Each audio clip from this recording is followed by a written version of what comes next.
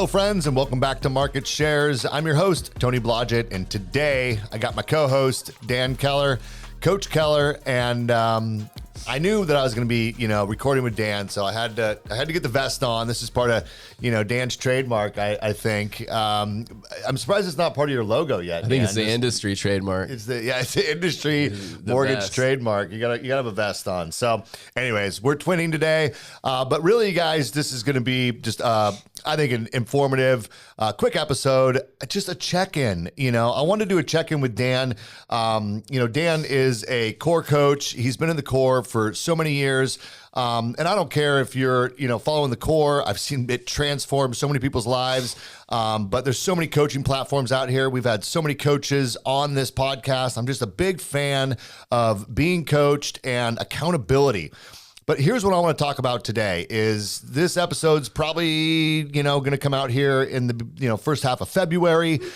And what I was talking to Dan about is I know that, October, November, December, whatever it was, almost everybody in the mortgage business started doing their 2026 business plan, right? Everyone's got writing out their plans. Maybe, your branch manager or a regional or someone at your company, made you do a goal planning session. Maybe you did it on your own. Maybe you're in a coaching platform. And so, they helped you with the planning.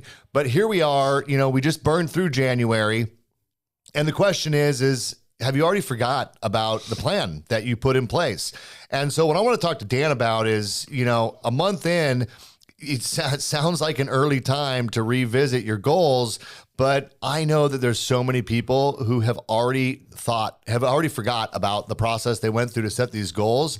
And I know that coming into the first of the year, you just got through the holidays, and then it's the 1st of January, and then everyone, then we had, it was a weird week, the way that the New Year's, landed. And so then the first week was kind of shot and, have people engaged at the level they need to make sure they're on track for this year. And I'll be honest with you, we see a lot of people's business going up right now because rates have improved a little bit. There's some refinance opportunity out there. Purchases are starting to pop a bit more. And then other people we see still pretty flat with their production. They just haven't engaged. So what we're going to talk about, Dan, is just, what are some best practices that people should be doing right now who had a plan, they're a month in, they want to make sure that when they get to July and they look back at the first half of the year that they're on track. What are you doing in your business? What are you coaching the people who rely on you for advice and accountability? What are you guys talking about in coaching, and what should our audience be focused on to make sure that here in the second month of the year, they're doing what they need to do to be on track? Yeah, I think the first and foremost, you got to make sure that the goal that you set is something that you can commit to for the whole year and you can see it through. I think so many people set goals and they're like, hey, I want to make 300 grand this year or whatever, or I want to close, 50 units this year. That's not a goal. That's like someone at the beginning of a football season going, we want to win the Super Bowl. And so what they've done, there's been a lot of studies in professional athletics and business where, okay, so that could be a final destination. That's a big goal. But if you focus on winning the Super Bowl every single day, that's not the goal. The goal should be to commit to the process that will get you to perform best efforts every single day. And the best teams that put forth the best intentional direct efforts every single day, those stack. And that's how teams end up finding themselves in the Super Bowl, because they stack more of those individual wins. But they commit to the process and they just do those little things better. So first and foremost, I wouldn't say, hey, my goal is to make $300,000 a year. I would reverse engineer what that looks like monthly, what that looks like then now from a lead standpoint monthly, from a lead standpoint weekly, and then from a lead standpoint daily. And that's really how you stay on track. Now, how do you do that? We have what's called a dashboard. So our dashboard is simply units and income every single month. And so when you establish that, hey, for example, I need to close 5 units every single month. And then the gross revenue from that is X. Okay. Let's say it's $30,000. Okay.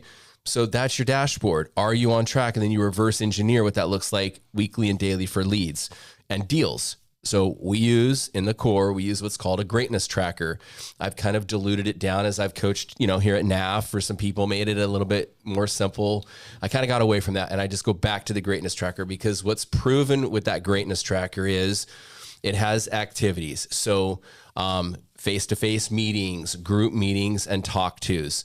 And if you fill out those boxes, if you do the numbers that are there, down at the bottom, there's leads, pre-apps, and deals. And it's weird how they all come together. Like if you have 75 really good conversations every single week, you're going to close a minimum of 10 deals a month, period. And if you're not, then it's really easy to coach on the greatness tracker. You're just not saying the right things or you're not talking to the right people. So I think first and foremost, having that dashboard that you're following every single month, but paying attention to it daily is really important.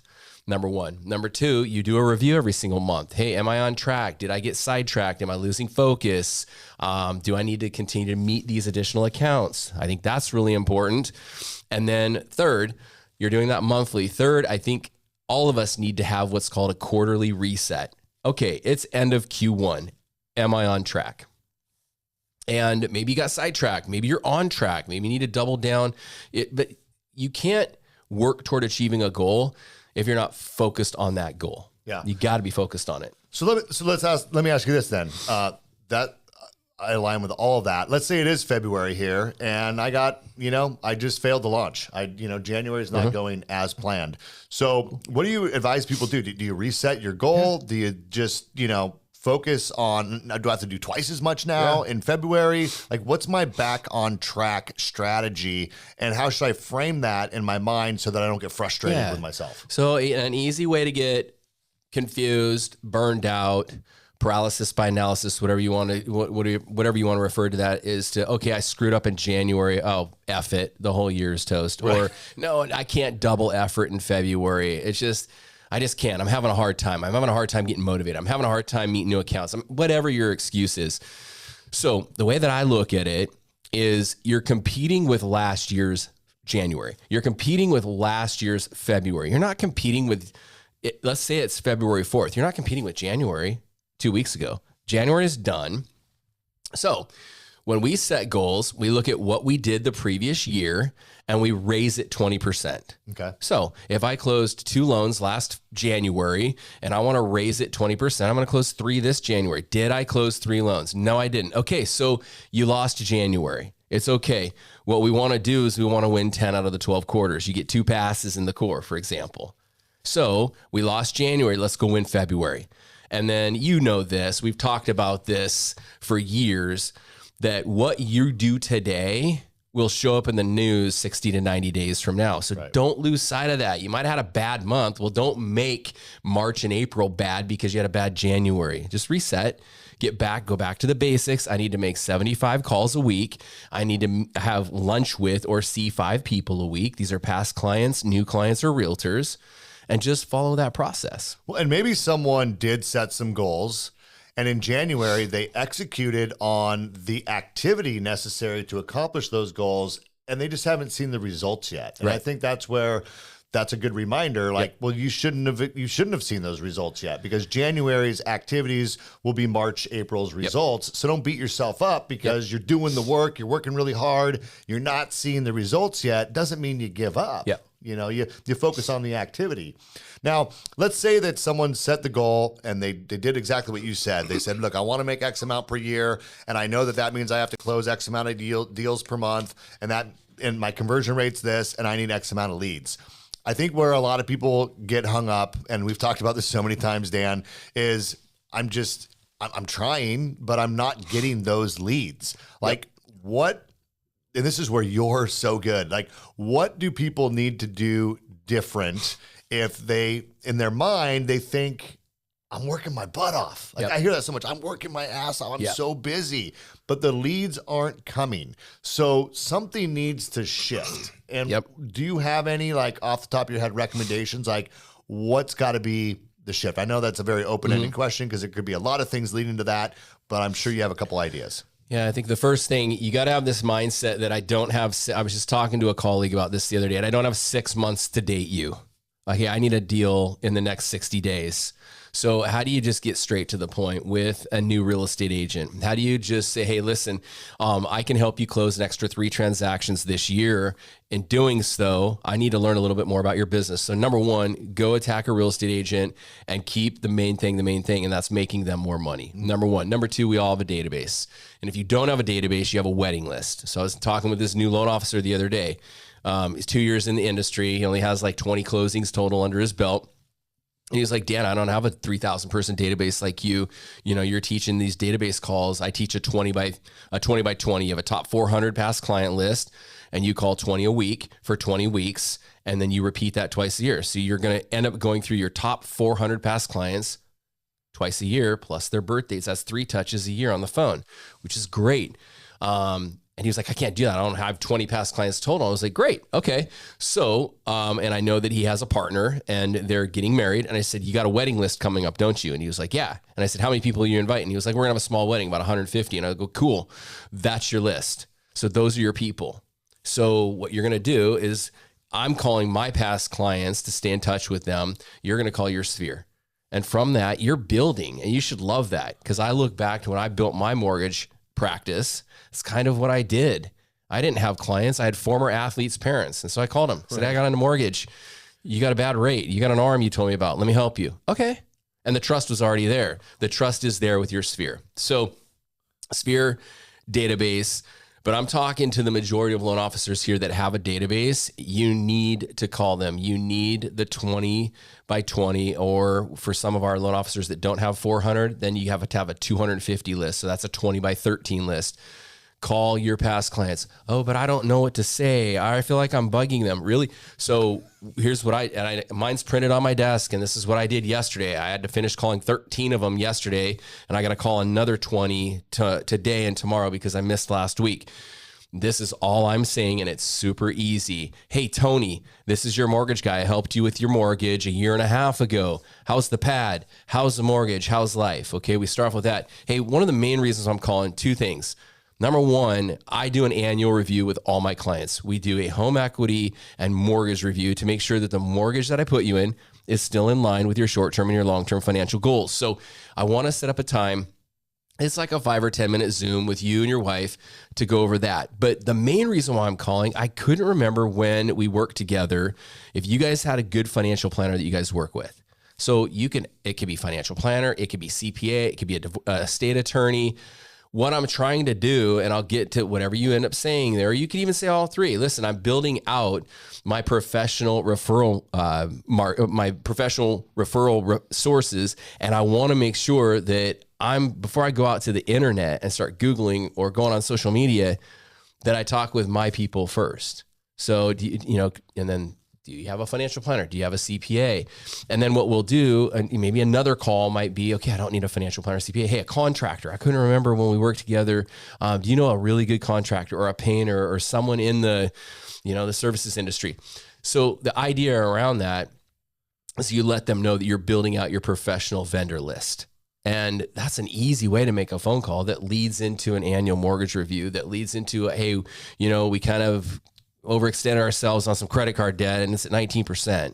And then now you've got a cash out refi opportunity.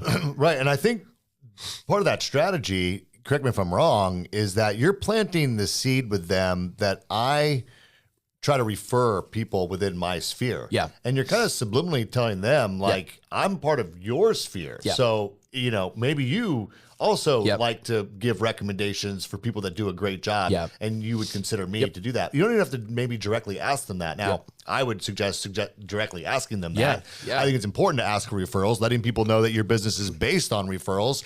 And, part of the way that my business can grow and the way that I can support the other industry professionals that I work with is by getting referrals from people who've had a great experience with me. But even if you don't say that, you're showing by what you're doing that you care about, sharing the love, if you will. Yeah. So you're going to call them twice a year, right? So one is to get an introduction to a vendor, a professional vendor that they know. The second call is we have experience.com here at NAF, right? I try to drive people to my actual Google business page as well. If they left a review, that's a beautiful time to call them and just say, one, I just wanted to reach out to you. Because your review, I got an introduction to a new client the other day. They actually cited the review. And so one, I wanted to say thank you. Number two, at this point in my life, I run a 100% by referral only business. So how we met through your realtor, that was through referral. How I meet new clients is through people like you, through financial planners, and through realtors. And so I wanted just to ask you, like, who do you know that needs to create wealth? It looks like you just made about $212,000 in appreciation over the last 4 years. Who do you know that needs to get into real estate this year? And it's just, and say it specific. If they're an investor, who do you know that needs to invest in real estate? If they're a first-time home buyer, who do you know that needs to buy their first home and start creating wealth in your life? And then they'll start thinking for you, but you can't. For years, we've been told, who do you ask? Who do you know, right? None of that matters. I think it's not genuine if you don't tee it up with, I run a 100% by referral mortgage practice. How we met was through referral. You got to tee it up that way. So then when you do ask them for that referral, it clicks. Yep. Well, look, we don't need to go a lot longer than this. What I love about doing these calls with Dan, and the reason why I ask him to come in here with me is because, we have two things that we want to accomplish today. One, conceptually, are you looking and tracking the goals that you set for yourself just a month ago, a month and a half ago, 2 months ago? You've set those goals. You had a vision for 2026. Are you on track? It's a good time to check in. And do you have a system to make sure that you're checking in and staying on track? But the reason I always bring Dan in here is because he's tactical. You guys, he just told you how to make the calls to your referral partners and to your past clients if you're not getting the leads. Because I promise you, that's the issue for 95% of loan officers that are not on pace with their goals, whether it be in February or whether it be in August. If they look back, they're not getting enough of those leads coming in each week in order to have your conversion and have your monthly fundings. And the hardest thing, and I'm so glad you brought it up, Dan, that loan officers say is, I just don't know what to say, so therefore I don't make the calls. And he just told you explicitly. Go back and listen to it again if you're having a challenge with this, because you don't have to overthink it. You got to be natural. You got to be genuine and make the calls. And the reality is, the more you make, the better you get. And the one thing I know about this guy is he makes the calls because he tracks them, he writes them down, and he's accountable to doing that. And I was listening to a podcast interview actually the other day with it was a music. It was someone who's a self-made, unpublished musician, right? Who basically grew their music career on TikTok and social media, and not someone that I thought I'd get like amazing business advice from, but this person is absolutely blown up. And one of the key things is he says, people just don't want it enough, right? Yeah. People just don't want it enough. I listen to so many loan officers that say, I want to accomplish this, I want to do this, or they tell their spouse or their family, like, I want to accomplish this. But the thing is if you're not doing it, it really boils down to you don't want it enough, because the strategies exist. You just heard them right here on what you need to do. And if it's not happening for you, that would be the question that I would ask myself is, do I really want it enough? And chances are you have not made that commitment to yourself to do the things that are proven to be necessary to accomplish those goals. Because if you do those, 100% of you can accomplish the goals that you have in this mortgage and real estate industry, because I've seen it happen for those people. And I've seen people who struggled for 10 years and then boom, something tripped and they said, you know what, I do want it enough and I'm going to do the things that are necessary. And then their business explodes as a result. Yeah. I mean, think of it this way. If you had a list of 20 past clients, but Tony said, hey, if you don't have 20 conversations today, your car is impounded and you lose your car. What would you do? You'd make the 20 calls. Like, you just have to have some sort of an urgency, higher level of urgency. It's got to matter a little bit more to you. And you're 100% right. It's like, how much longer do you want to go broke? Or how much longer do you want to go not closing the loans that you want to close? So have some urgency around it. Just make the calls. And the one last thing that I'll say, I don't know what to say is the biggest excuse ever. Did you not know what to say when you had them as clients? Right. They bought a house. You have a house. They have a mortgage. You have a mortgage. It's what you do for a living. They're human beings. What would you say if you ran into them on the streets? How's the house? Right. So just figure it out. Like my coach said that. Rick Ruby said that the other day. He was to a group. He's like, just make the call and figure it out if you don't know what to say. And it'll all work out. They know you. And you know what you sold them, right? So you just got to do it. You got to have that urgency, though. Yeah, 100%. That's all we got today, guys. I want to keep this simple. Dan, thanks for jumping in the studio. You guys, thanks for watching this content. I hope this inspired somebody, even if just 1, 2, 5 people watching this said, you know what, I needed to hear that today. And I'm going to make sure that the rest of the months, hey, even if January sucked, like Dan just said, you get 2 months, you get 2, right? 2 do-overs. 10 out of 12, 10 out of 12. You got plenty of time, you guys. It's going to be a great year in 2026, but it's up to you to make the commitment to yourself to do what it takes and make it happen. So you guys, if you love this content, I hope you do. Let people know about it. Let people know what we're doing here at Market Shares. We're talking mortgage, we're talking real estate, we're talking sales strategies, and share this with someone in our industry. I would appreciate that. I would appreciate the referral, right? Yep. 100%. And we drop a new episode every Friday, 10 a.m. So make sure you check it out. And until then, take care. Bye for now.